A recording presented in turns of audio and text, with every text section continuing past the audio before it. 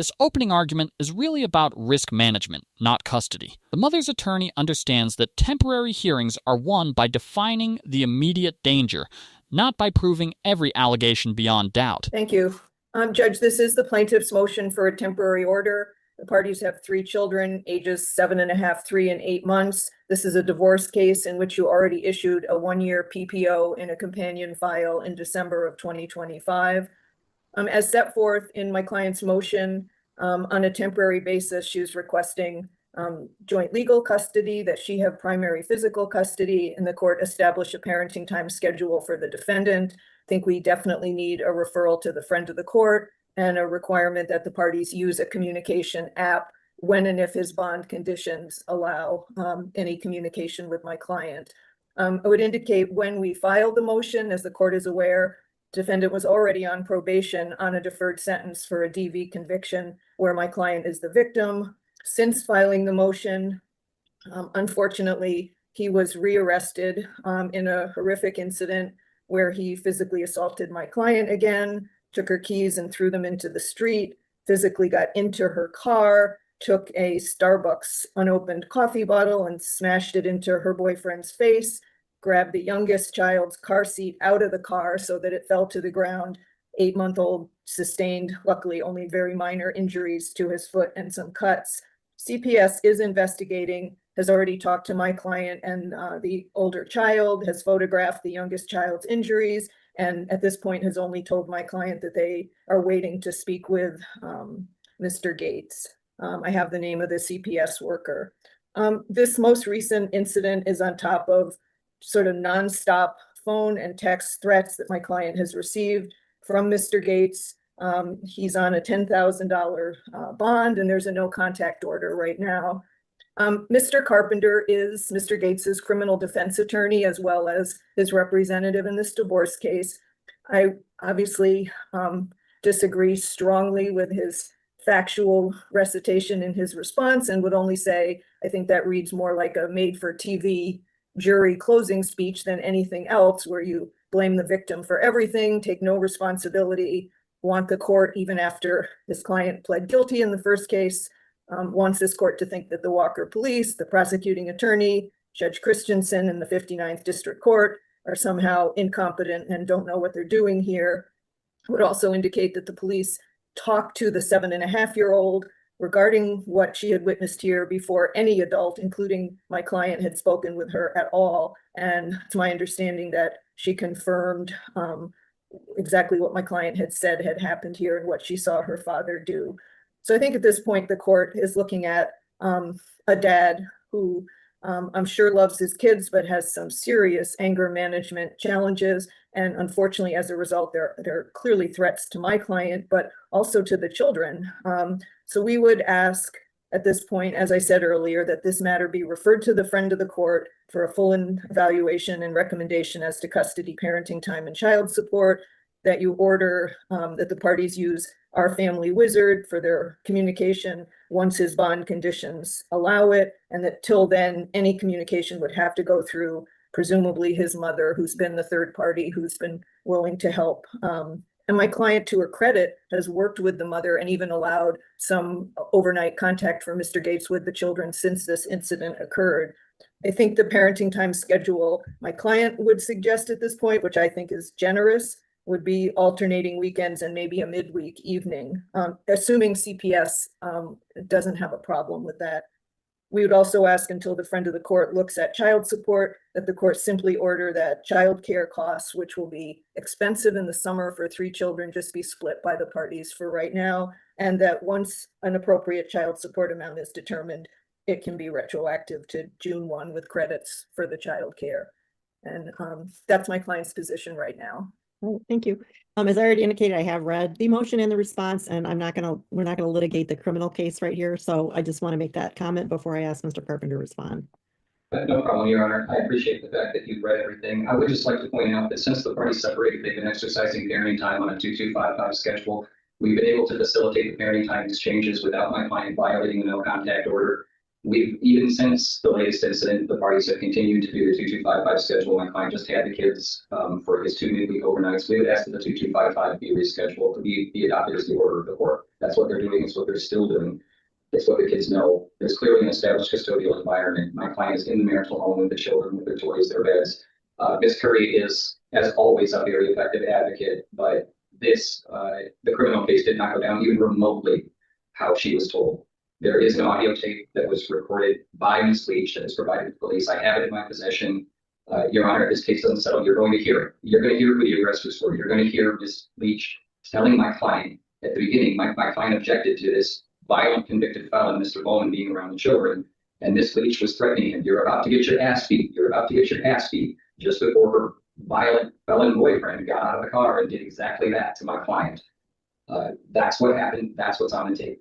Ms. Leach claims to have an injury. One thing that wasn't talked about is my client wasn't arrested for the fight with boyfriend. He was arrested because she told police that my client hit her. That's not on the audio tape. That didn't happen. She showed an injury, which is clearly an old injury that is in the process of healing. We'll deal with this at the criminal matter, at the criminal trial. I'd also like to point out, Your Honor, my client's probation officer isn't violating them because this is a very, very weak case. And I realize the police show up, there's a lot of, there's yelling, everybody's upset. A major power struggle emerges over who gets to define reality. Both sides are no longer arguing facts alone. They are arguing about which institutions should be trusted. One side points to police reports, prosecutors, and investigators. The other points to recordings, missing context, and flawed assumptions. Upset. It's very easy to arrest my client just to separate the parties. But this is a very, very problematic prosecution, and we will deal with that in the criminal court. But in the meantime, I would simply ask that the status quo be maintained, and I think that my proposed order addresses everything. I would also like to point out, I don't know that Ms. Leach was fired from her job and Mr. Bowman doesn't have a job. So I don't know that there are going to be summer daycare expenses, but I would agree that to the extent that there are, it should be shared between parties. All right, thank you. Ms. Curry. I would just indicate that my client has her own apartment. She had originally lived with her parents when she had to separate because of the domestic violence from Mr. Gates. She's been more than reasonable here because he worked in the mobile home park where they lived. She allowed him to stay there. She now has her own apartment. I think trying to say that she, again, made up any of this is ludicrous and assumes that the police don't know how to do their job. I don't think Walker is known as a hotbed of coddling domestic violence survivors, and charges were brought here a second time against him. All right, thank you. I guess my only question is, do you dispute Mr. Carpenter's statement that they have been exercising the 2255?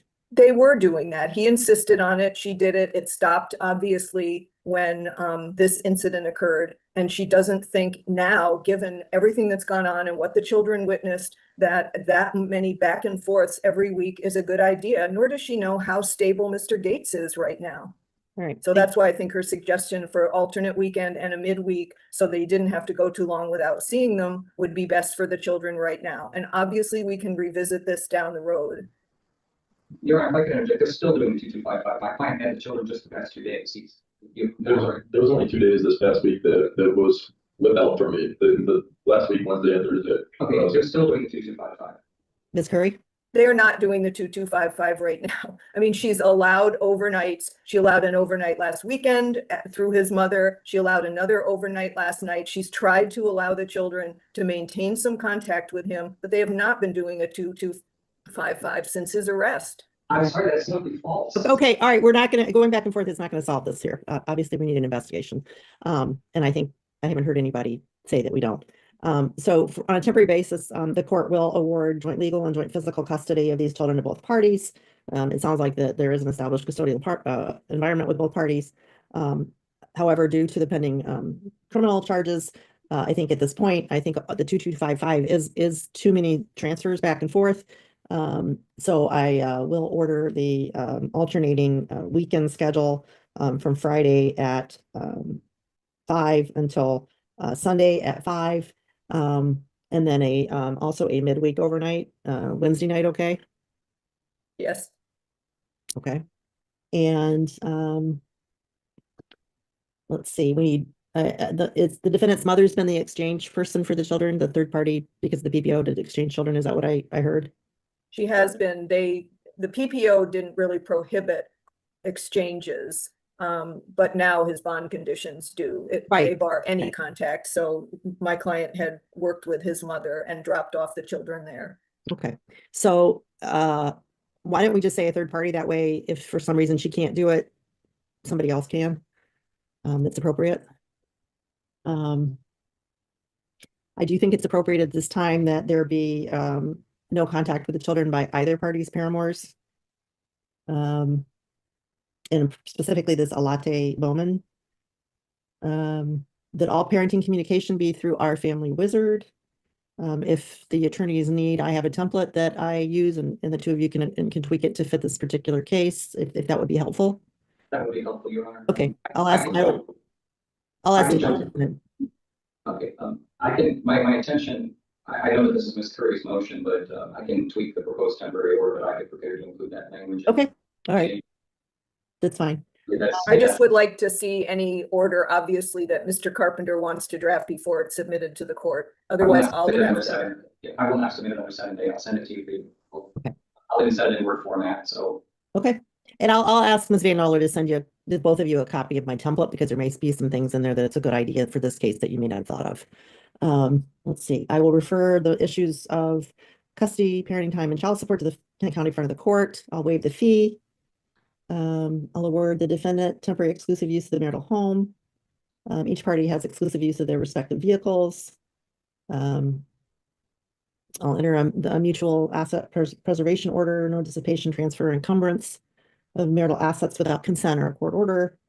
I'll reserve the 2025 tax exemption issue pending further order of the court. Prohibit both parties from discussing this case with or in front of either of these children. That includes with third parties in front of these children. And I think I covered everything. Is there anything else? The only thing would be the child support, Your Honor. I'd ask that the friend of the court determine that and make it retroactive to June 1, and that in the meantime, the parties share 50-50 the child care costs. And I believe I heard Mr. Carpenter agree to that, on the condition that that's actually needed, that they're working. The final orders reveal where the case is likely heading. The judge avoids making permanent conclusions and instead delegates major issues to professionals who can conduct a deeper investigation. That decision reflects judicial caution rather than indecision. Custody, parenting time, and support all remain open because the court recognizes that temporary hearings provide only snapshots of complex family dynamics. The preservation orders and restrictions on discussing the case around the children show another important theme. The judge appears concerned not only about conflict itself, but about how conflict spreads through the household.